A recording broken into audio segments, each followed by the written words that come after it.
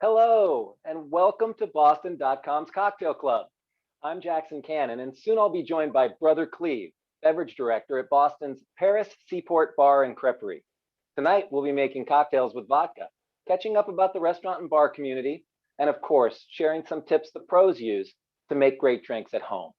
If you clicked through to Gordon's Wine and Spirits when you registered and purchased the vodka cocktail kit, then you have everything you need right now. Profits from these kits go to Off Their Plate. This is a great charity that buys meals from restaurants that need the business and distributes them to frontline workers and others in need. We also have a great playlist of local music by the team at Hereby in Cambridge, and all the while, we're taking your questions from the chat.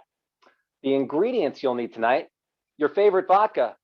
I've got this great bottle from Hammer and Sickle. This is a Russian winter wheat vodka, really great minerality. But your favorite brand is what you should be reaching for. It could be Kettle One, Grey Goose, Rika, you name it. There's some great brands out there. So don't worry about which one you're reaching for. Had a great question at the registration page. Can I make these drinks with gin? Well, these great vodka cocktails we're going to make today happen to be variations on gin cocktails. So of course, if gin is your favorite vodka, then you're set with that as well. For the gimlet, you'll need some lime juice, and a little bit of simple syrup, a 1-to-1 sugar and water. For the kangaroo, you'll need vermouth and a little bit of lemon peel for garnish. Cubed ice that you can get out of any kind of tray. I really like these 1-to-1 cubes. And then for glassware, a rocks glass or a cocktail glass. I'm going to do my gimlet, I think, on the rocks tonight because I'm kind of feeling it that way. You can do it up or on the rocks, and then I'm going to do my kangaroo in a classic V-shaped martini glass. Other equipment you'll need, a Boston shaker would be handy. Really want to shake the gimlet, get the lime juice, sugar, and vodka all mixed together, well diluted and chilled and aerated for a pleasant cocktail. If you don't have that handy, you can use some other household items. I like to use these little deli containers from time to time. A little 2-cup makes a great seal. Not quite the same as throwing it around in metal, but you can get it done for sure. I'm going to stir my kangaroo in a nice mixing glass with a long spoon. But if you don't have those, you can again use your shaker, or you can use one glass and pour it over into another glass, right? So in that case, you can stir with just about anything. I do it with a dinner knife all the time. A pair of chopsticks works great too. You need something to measure your drinks with. We use these jiggers in the bar. Compound measures of 2/1 and 3/4/2, and 2 tools give us a really great capability of building lots of rounds quickly. At home, if you don't have those, just use a tablespoon. Very, very accurate measure, and 1 tablespoon equals ½ an ounce. So if this recipe calls for 2 ounces of vodka, that's 4 tablespoons, etc. And that can be very handy, and it's extremely accurate. Just a little slower. That's why we don't use it in the bar that much. I like to have some tweezers to move garnishes around, a peeler, wide peeler for making our lemon peel garnish, a good knife for cutting our citrus, and of course, this is what I used moments ago to juice up some lime juice. If the limes are being stingy, sometimes it's a little under an ounce. I juiced 3 of the limes that I got in my kit, and it's that time of year. They're really juiciferous. They gave a lot of good citrus. I'm gonna be able to have a couple of gimlets after I have one with you all.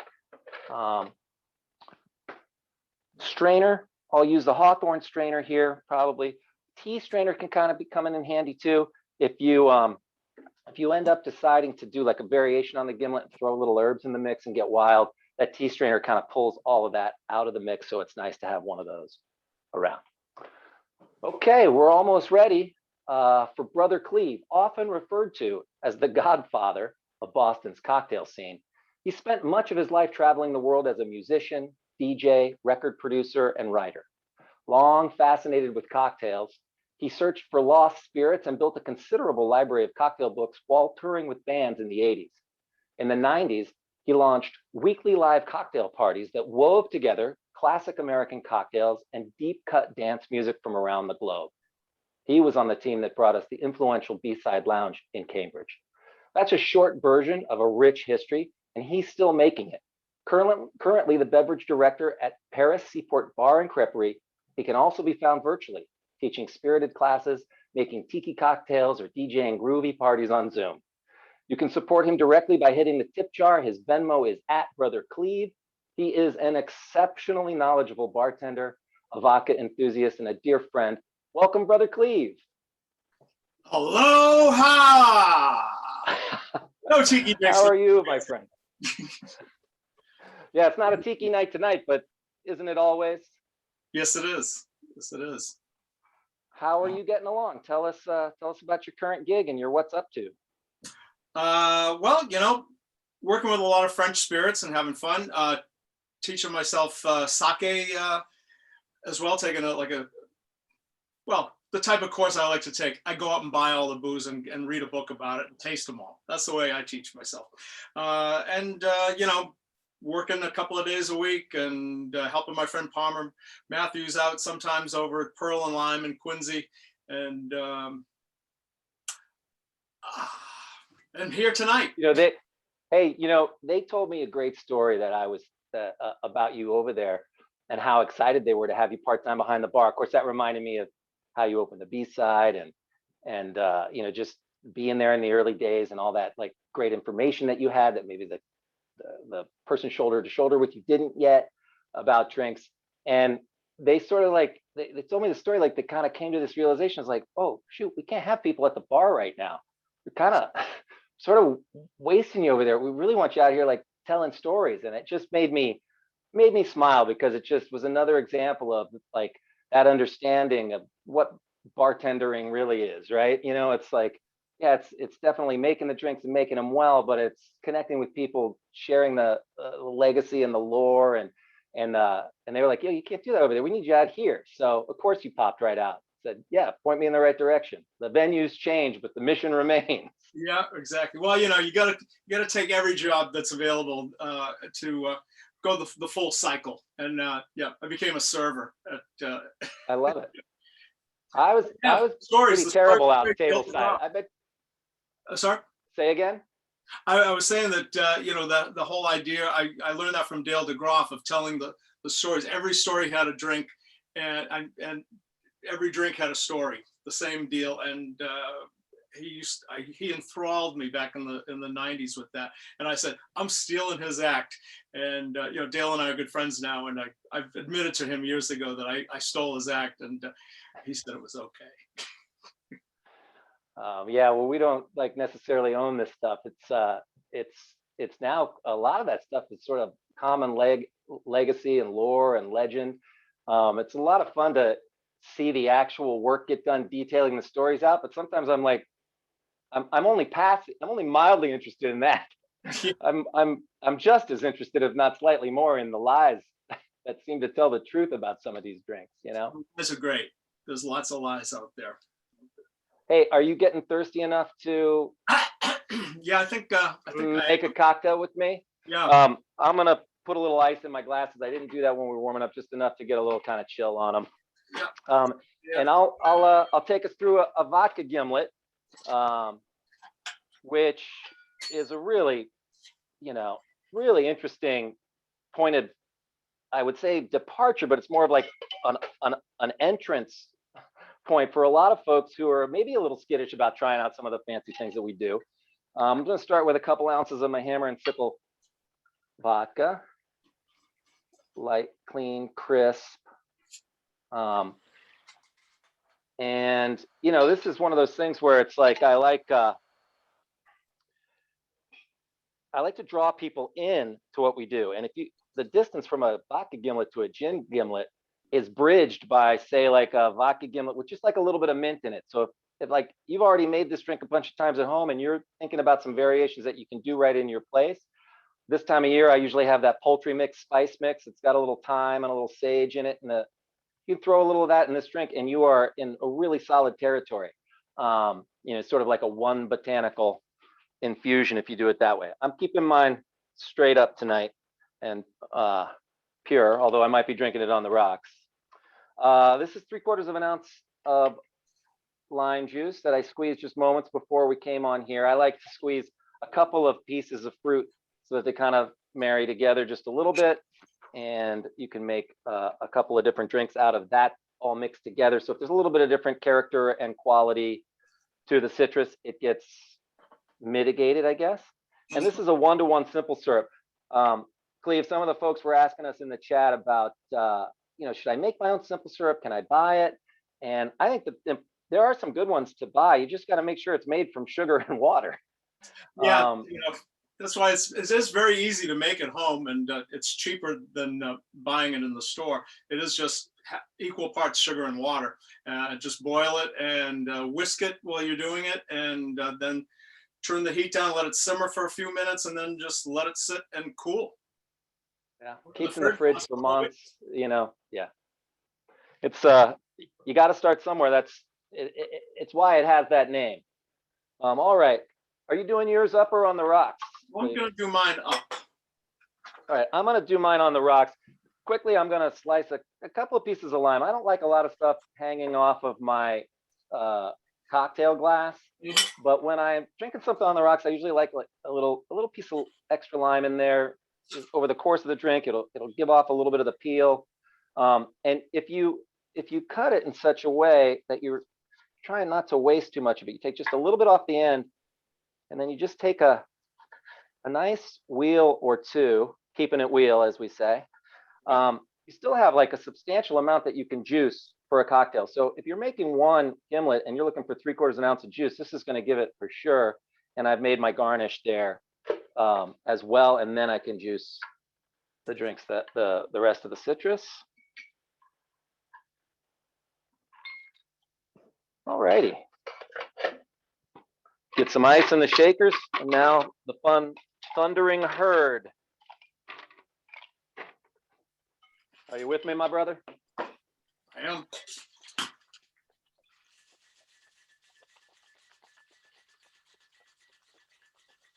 Well, we're just throwing the ice back and forth with all these ingredients. We're trying to get it cold, diluted, a little bit of air, and it's trapped inside that when we pour it out, you'll see it kind of rise to the top of the cocktail.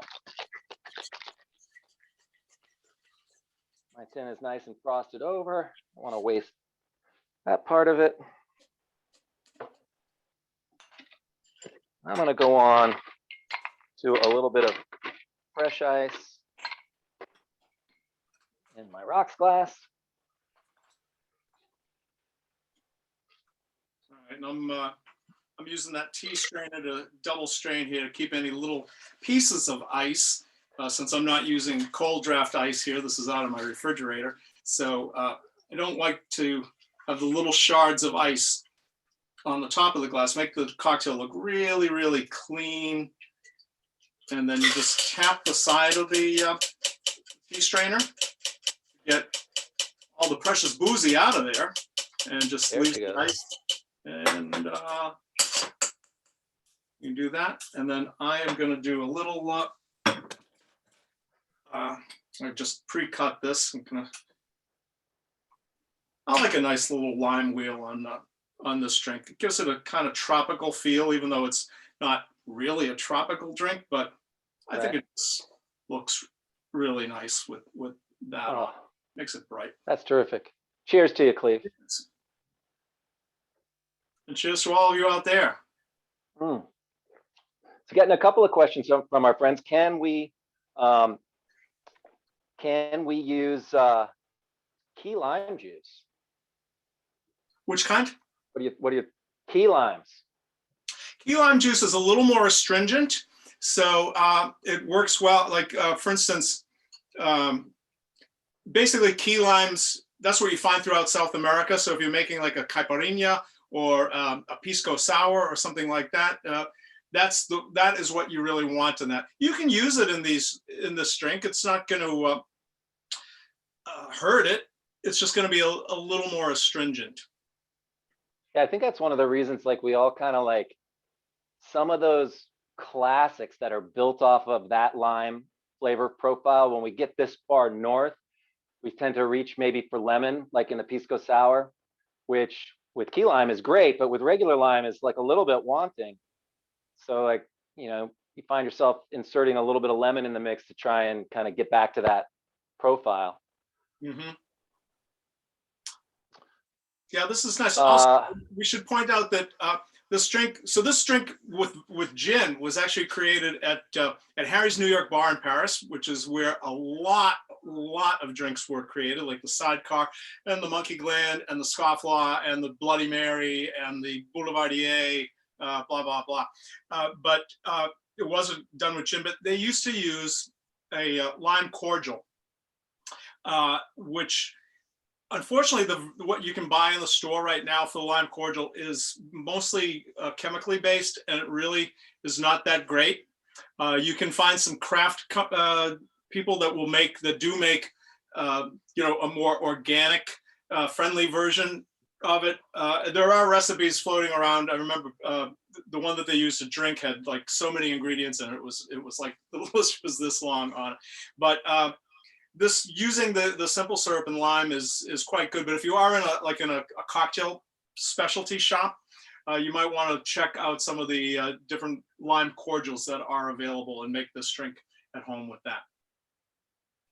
Cleve, we're getting some great compliments, not only of your fine words, but of that lovely home bar that you have. I thought I'd pass those along to you from the chat. I've loved that station since we shared a flat many years ago. I designed this bar, as a matter of fact, and had it built for me. Well, stylish, and you look very comfortable in it as well. Not my first day behind it. Folks asking why I strain the drink out onto fresh ice. Well, I'm not going to drink this like down in one gulp tonight. The fresh ice in the glass does a couple of things. It gives you a little more time with it, so it's whole. It looks attractive, but it's also like a little bit larger, more intact.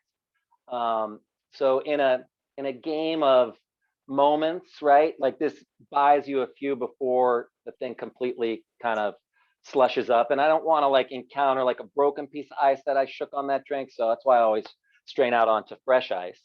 I brought up that can of worms about herbs, and I definitely think when the basil's coming in the garden, it's great to throw a little basil into a gimlet. Obviously, this is the beginning with 3 ingredients, and from here you can do lots of great and interesting things. You really don't have to muddle.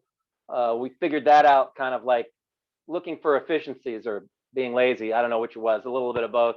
When we shake these herbs, all of their flavor comes through, so if you're not shaking it, if you're just going to pack ice on top of something, sometimes it's nice to press the oils out. But if you're going to shake it, that's all the action you need. It's always good to slap an herb too before you put it in and let it breathe some, and then put it into the shaker. Just take it, and you see a lot of bartenders will do that with mint if they're making mint juleps or anything that's going to be a garnish, thyme or something like that. It releases the scent on it, just as you can release oils from the skins of fruit, citrus. It's so sacramental in a way when you do that, right? It's just like you also get a little of the vibe, which we could do a whole half hour or more on metaphysics and how your state of mind affects everything that you do for somebody. So we did that with the whiskey smash to garnish it last week, and somebody who's on tonight is asking, why didn't I muddle the limes in this drink the way we do in that drink? And that's because we don't actually want a lot of that oil from the skin of the limes in this cocktail.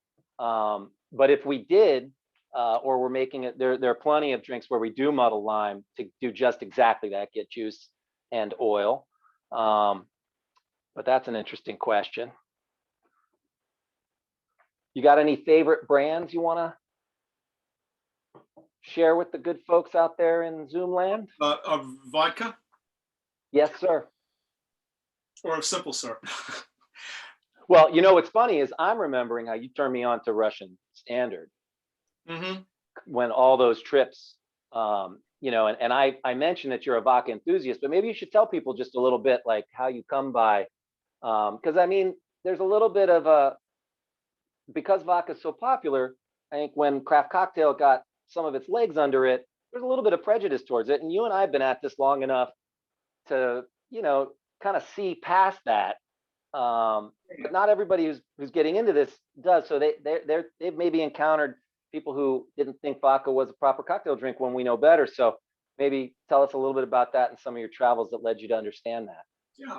Well, I'll just go back. I burnt out on vodka in the 70s. I started out drinking Manhattans and old fashions when I was 18 years old, and martinis as well. But when you're in dive bars and things like that, I would be just going for whatever you could get. Back in the 70s, it would have been Cape Cod, a Madras, a Sea Breeze, a Greyhound, and vodka was really cheap and really bad for the most part at the time. So I just stopped drinking it in the 80s, and so I've been DJing internationally for a long time, and I got invited to Russia, over to Moscow to DJ, and I was like, well, vodka, that's what they got here, right? So the first night before the show, we went out and we're having dinner, and I said, well, I'm going to drink vodka. And I said, so what? So the promoter, I said, what's the vodka to drink here? And he said, Russian Standard. And I said, yeah, but what's it called? He said, Russian Standard. And I finally saw the bottle and realized that there was a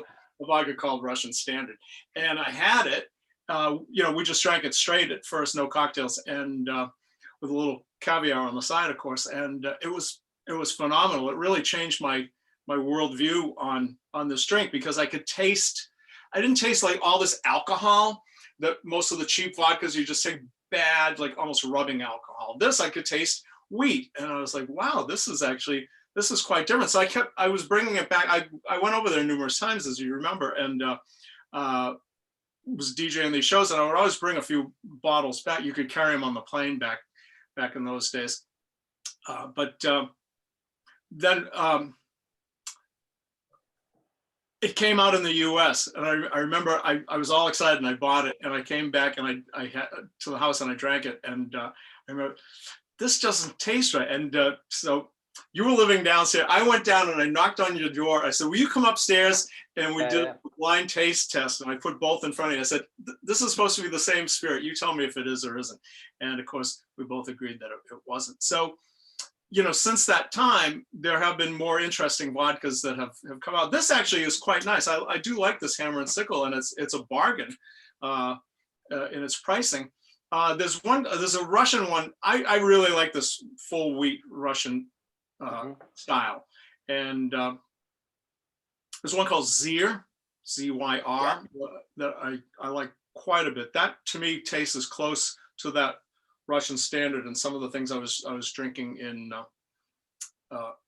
Russia at the time. There's also curiously this Polugar, which isn't that available over here, but vodka was originally made in Russia with rye instead of winter wheat, and it was done on a pot still. And what happened was when the Bolsheviks took over, it was the last Tsar. The last Tsar, whatever his name was, banned Polugar and said everything had to be made in a column still, and everything had to be made with winter wheat. And that was the end of pot still rye-based vodka over there. But you can get that again. A guy, I know the family that makes it. They have to make it in Poland because it's still outlawed over there. So if you see Polugar out there, it's available in the U.S. You should try it. I can't wait to try that. I saw Belvedere did do a number of like interesting individual expressions of specific farms and different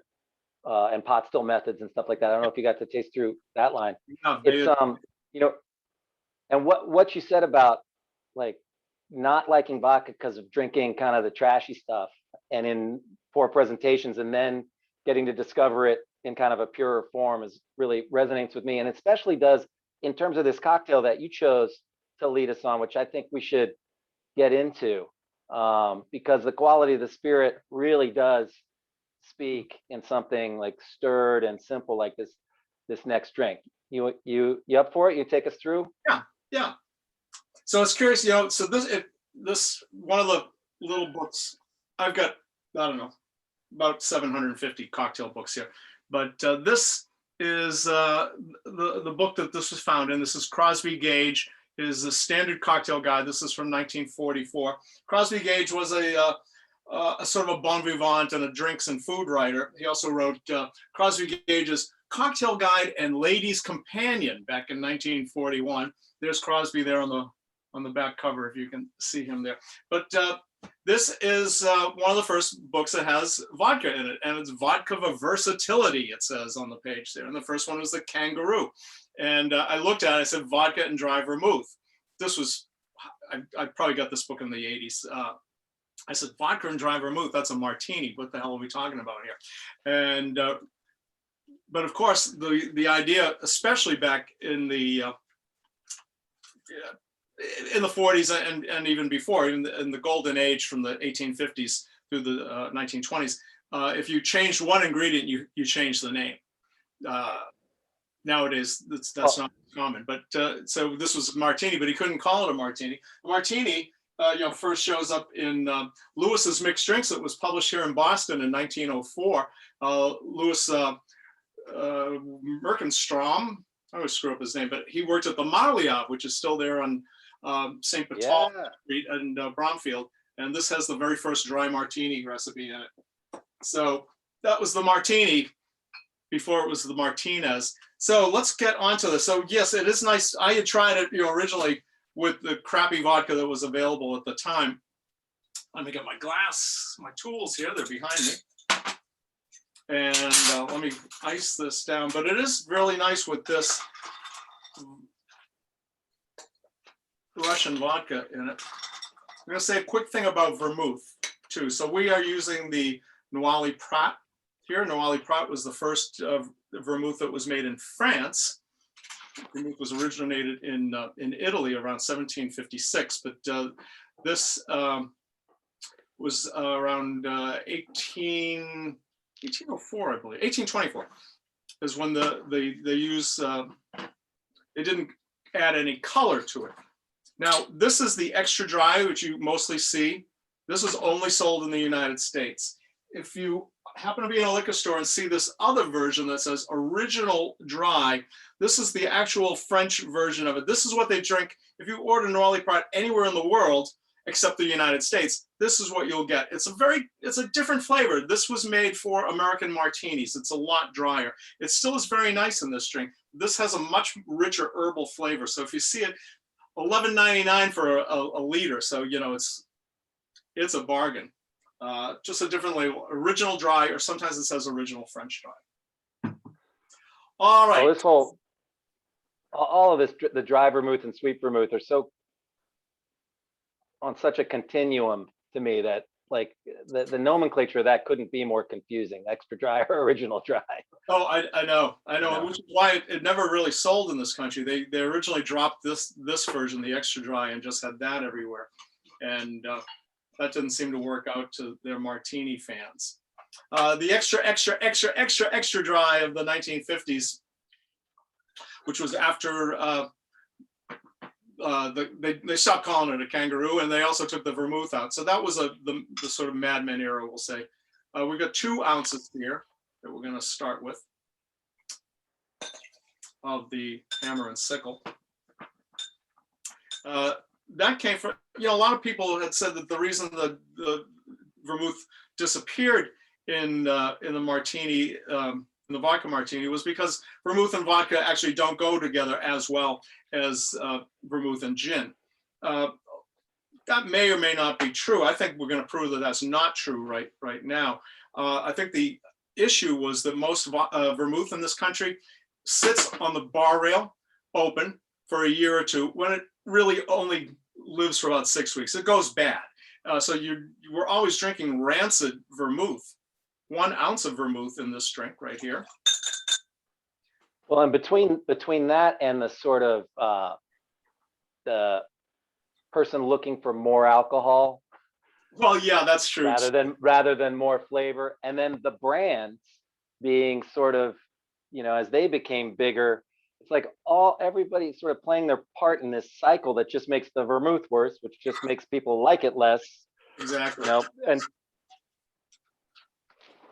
so we've got our mixing glass out. We always put the ice in last. You should always try to learn to do this at home.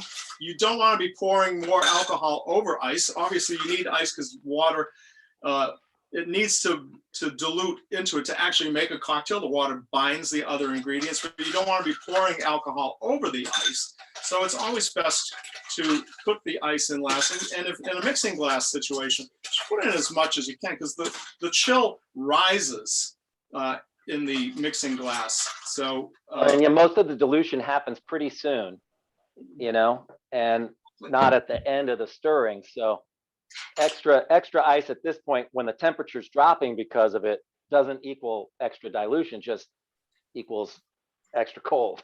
right. And as Jackson, I know you've run across this too, because we both have hired bartenders.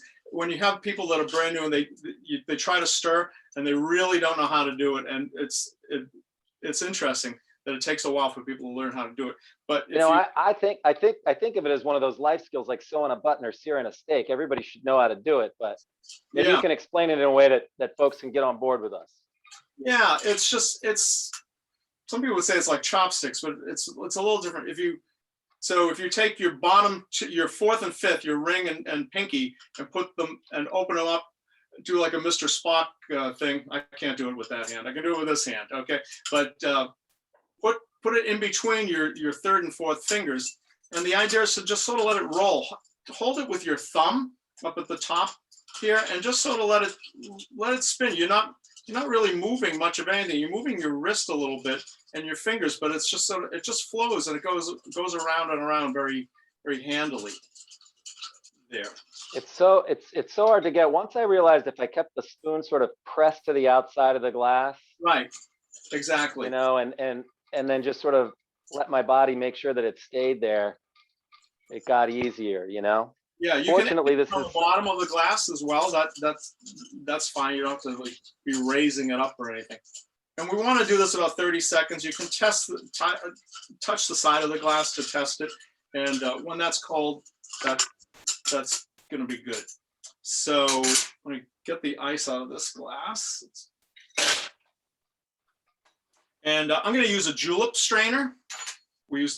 Jackson used the Hawthorne. This is the julep. It's the other one. It's got little perforations in it, and what it does is it holds the ice down. You can put it either way, whichever you like to do.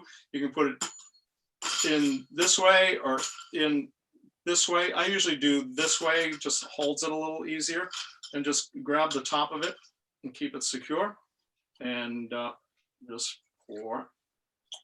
I can see it from here. It's like a pouring ribbon. I can just Right. see it coming right out of the top of there. Beautiful. And look, I didn't do it well enough. I got a little, because I got a tiny, this is what happens when you use ice out of your refrigerator. But there we go, very clean. And what we want to do now, so there's a couple of things you can do. If you have a peeler, you can just easily peel a swath here, and it's pretty simple. Just hold the little lemon or the fruit down some, and then just fold that, and you've got a little swath there. And what you want to do is with the skin side down, pith side up. So the pith side is facing you, and just hold it between your thumb and first finger and hold over the glass, and just, let me push this out and see if we can get a little better. You'll see some oil come out of this and pop onto the top of the glass. Beautiful. And you can either use it, put it in the drink, or discard it. Hey Cleve, I'm gonna do that thing where I trim the edges up just a little bit. Yep. Thank you. And I'm gonna go ahead and lay mine in after I spritz it. Hey, it's 7:35, and usually we're signing off about now. People are asking us to stay on. Can we stay a little bit longer, Cleve? Will you hang with us? All I got to do is have these drinks. Awesome. We got that going for us, and I'm doing my spritz now. There you go. And I'm just going to show the alternative here, which is the twist. Now, if you have a channel knife, I got a nice one here. Maybe you can get one of these at your local Target or whatever. It's a zester on the top and a channel knife on the side.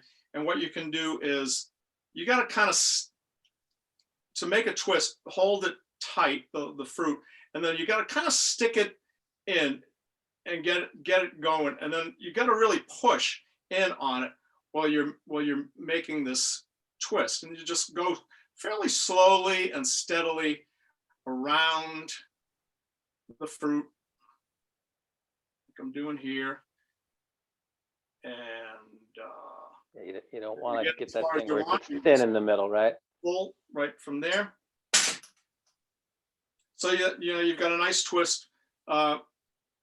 You can just wrap it around your finger and you can squeeze it over the drink and then just pull it off, and then you've got a nice little twist. Oh, Tre Elegante. Voila. Here's my, this is a nice vintage glass from the 1930s. It's got a man with a top hat on it, just more of the crap that I found in my travels. All right, cheers. Cheers to you. Thank you, Cleve. A kangaroo, tie me kangaroo down, sport. That is a nice drink. Delightful. Yeah. It's much richer, well stirred than you think it's gonna be. Hey, just a little bit of a setup to us saying some other drinks that we think take vodka really well, that are originally gin drinks. I just want to say a word. When you were saying that thing about naming cocktails, there's that period where things get kind of lazy.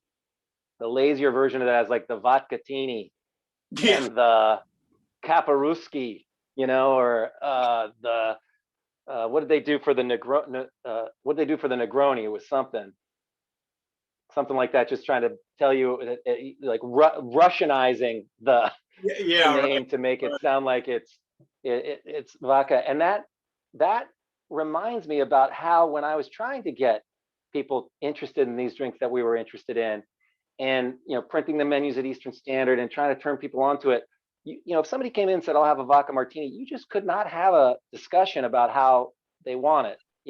Everything was extremely dry to no vermouth, maybe a little bit different accoutrements, but there was usually a choice of, there was some specificity of brand and maybe just the presentation, but not really of the recipe, right? Mm-hmm. But I found that if you and you couldn't put you couldn't put martini on the menu and people think it was gin. They thought that was an endless number of vodka-based simple drinks in this glass, and so and so when I found, I think the one that really did it for me, and I'm getting to my answer and then asking you the question, the one that really did it for me was the Astoria. Now, this is a 2-to-1 gin martini with orange bitters, olive in, lemon twist over, right? It's sort of the Seder martini. It's like, sometimes we have an olive, sometimes we have a lemon. Tonight we have the olive and the lemon. It's like all of the things were there, but I couldn't say, try this as a martini. I could say, have you ever had an Astoria? And that was, to me, like reconnecting to that part of the cocktail culture that was so rich before, that the slightest tweak and you gave it a name and you gave it a story, and people were as thirsty for that as they were the great drink that they might have, And so, and for me, when I did make that leap and I was like, you know what, I'm going to make a vodka Astoria, and it's quite good. It's, very similar to this drink with a few more bells and whistles. You pour it over the olive, so it renders off this little bit of salt in the glass. It's all there, And then I was like, I'll do a dirty vodka Astoria, which was just heresy to craft cocktails, but a legitimate approach to good times. So I still stand by that one. If you're ever trying to, somebody wants a dirty martini, you're like, hey, have you ever tried this thing? Dirty vodka Astoria is really on the rocks, is something to behold. But I'm just curious, are there some other classic gin drinks that you think really travel well with this, with the clean, clear, crisp vodka at the base? Well, let's face it, gin is flavored vodka. So it's just flavored, with different herbs and spices, and depends on whether they put them all together in a bag like they do with Tanqueray, or with some of the newer ones where, it's each one is distilled separately with a different herb in it, and then they blend that all together. Right. I tried a last word recently with vodka, and it wasn't bad at all. Oh, that sounds fun. It was just, when you got the maraschino and the lime, it blended really, really well. a classic. That makes me want to go out and make a Corpse Survivor #2. I bet that works. Oh, well, that would work. That's with the. I got to keep my numbers straight. That's with Quinquina, right? Lily. Yeah, and yeah. lemon and absinthe. Yeah. Yeah. You know, the funny thing about that naming too is it also has me thinking about those gimlet variations, and I always made sure to have a vodka gimlet on every menu I did since Eastern Standard first menu, as this way in for people. But that one we made with tarragon and called the Eau Provence, because remember Tommy Mastrocola's Palmyra, the vodka gimlet at Number 9 Park with mint, and I was like, I literally had as a holding place on that opening menu the new Palmyra, which actually would have been a really good name, but it kind of might have sounded a little might have had a touch more hubris than I intended if you read it the wrong way, you know. But it was a sign of respect. And then, you know, Tom Schlesinger did the Ardois at Craigie with sage, and then we did the thing with fennel at Island Creek called the Perennial, and I did the Phil Collins at the Hawthorne because I wanted a tall, like club drink version of basically like vodka lime. And it's so interesting to me, that thing, that what's in a name, you know. Well, that's the short version of the story. Yeah. And I think when you look at historically when vodka started to get popularized in the 1940s, that was the idea, that it would be, well, this is our version of the. In that case, it would have been Smirnoff was the main company, right? And so everything was, well, here's a vodka martini, here's a vodka gimlet, you know, until they started doing, well, Moscow Mule and the Screwdriver were their two first original cocktails, which really, the Screwdriver especially, blew up on them in 1953, and that's what made vodka a household thing. That and their ad campaign, vodka leaves you breathless. Remember that one? Yes, I do. Yeah, and so that, you know, when drinking was frowned upon on the job, but only if they caught you. Yeah. I remember seeing a billboard of that on the Southeast Expressway when I was probably about 4 or 5 years old, and I asked my mother what it meant, and she said, it means you can drink vodka on your lunch hour and go back to work and nobody will know because they can't smell it. You can't smell vodka on your breath. And that was a big thing that pushed vodka into being one of the most popular spirits in America, because people thought, you know, I can have the 3 martini lunch and go back to work. Nobody will know, of course, unless I pass out on my desk. You know what's really interesting about that to me, though, too, is like, you know, at a certain point, because it's more neutral than whiskey or gin or some of these other things, and has less other things in it besides alcohol. I mean, the base of it matters. The way that it's handled matters, because you know, it does have quality and character, but it has less to metabolize in it too. So then it kind of intersects with an interesting rise in sort of healthiness. And, you know, I think a lot of people do think, and it's not just in their mind, right, that they can have one more vodka drink and pay less of a price in the morning, you know. And I think you and I were always like, why would I do that? You know, like, I'll pay the full price for the full ride, you know, like, but, you know, it brings me kind of to a question that was asked in advance and during the chat, about shaken and stirred. And a lot of, you know, we definitely have established this baseline that we stir the clear liquor drinks to keep their texture sound, and shake the citrus ones to get them well aerated. But what we haven't talked about is like this persistent subclass of especially vodka drinks that get the shake, you know. And to me, it kind of wraps up a little bit in that get a little more water in it, like, you know, the James Bond method, maybe be a little less drunk while drinking.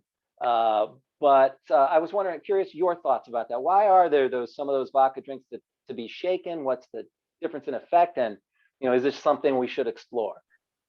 Well, it's interesting to note that in this Crosby Gage book, the kangaroo says shake with cracked ice served with a twist of lemon peel. So he's shaking this drink in 1943, and that's 1944. So that's 8 years before Ian Fleming wrote Casino Royale, which featured the shaken not stirred martini, which was mostly gin, 2 ounces of gin, 1 ounce of vodka, half ounce of Kina Lillet.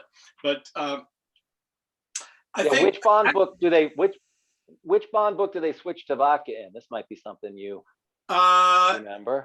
None of the books. It was in the films. They switched to vodka in the Roger Moore era.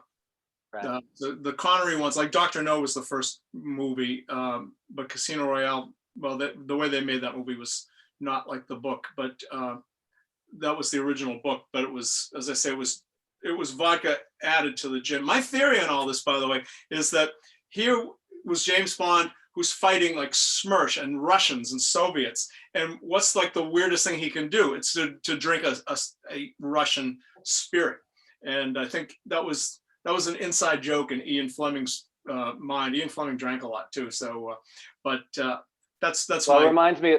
That reminds me of Al Haig, who just passed.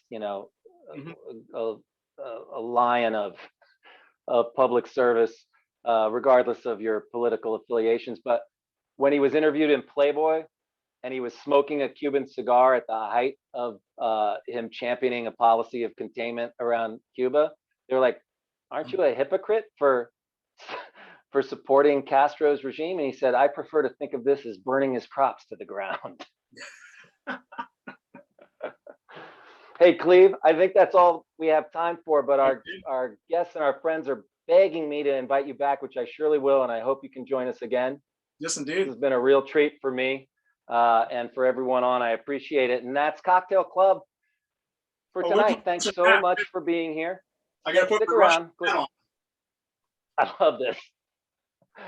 Join us every Thursday at 7 p.m. Next week's guest is Gina Richard Sargent, and we'll be making cocktails with Pimm's. I know you all have a half-drank bottle of Pimm's in the cupboard. We're going to show you what to do with it. Make sure to follow the link from our sign-up page to Gordon's Wine and Spirits to pick up the Boston.com Pimm's cocktail kit, which has everything you need. You'll be supporting off their plate and getting everything you need for next week's Boston.com Cocktail Club. Thanks so much, everybody. Thank you so much, Cleve. Yes, indeed. Cheers. Cheers to you.